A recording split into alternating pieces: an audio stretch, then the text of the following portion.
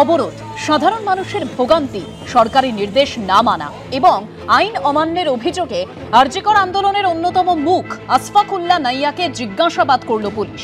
গত রবিবার বর্তমানে পুরুলিয়া মেডিকেল কলেজের সিনিয়র রেসিডেন্ট আশফাকুল্লাহ নাইয়াকে নোটিশ পাঠিয়েছিল হেয়ার স্ট্রিট থানার পুলিশ। সেই মতো সোমবার প্রায় 4.5 ঘন্টা জিজ্ঞাসাবাদ করা হলো আশফাকুল্লাহ নাইয়াকে।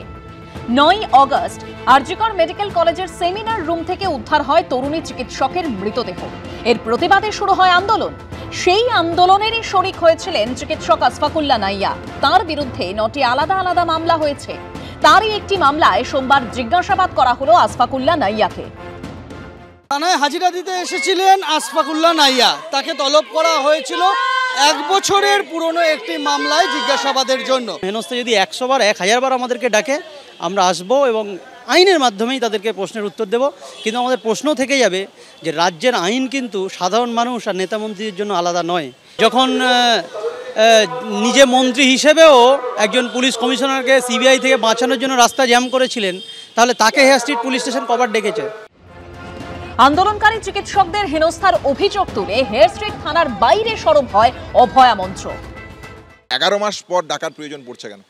যদি কিছু আইন বিরুদ্ধ কাজ হয়েই থাকে তাহলে 5 দিন পর ডাকতে পারতেন, 10 দিন পর ডাকতে পারতেন, 1 মাস পর ডাকতে পারতেন। যদি আপনাদের ডাকতেই হয় তাহলে আপনারা সামগ্রিকভাবে আলোচনায় যদি চান, আমরা সেই আলোচনার কপি সিপির দপ্তরে সিনিয়র ডাক্তারদের পক্ষ থেকে দেওয়াও হয়েছে। তাহলে আমরা মনে করি পরিষ্কারভাবে এটা রাজনৈতিক উদ্দেশ্য প্রণোদিতর জায়গা থেকে করা হচ্ছে, নাহলে 11 মাস পর কেন নোটিশ থাকবে? আরজিকর কাণ্ডে সুবিচারের দাবিতে কলকাতায় পথে নামে voice of Abhaya, voice of women নামে একটি সংগঠন। এনআরএস মেডিকেল কলেজের গেটের সামনে থেকে মৌলালি পর্যন্ত মোমবাতি মিছিল করা হয়। ন্যায় বিচারের দাবিতে আমাদের লড়াই থেমে থাকতে পারে না, কারণ ন্যায় বিচার আমরা এখনো পাইনি।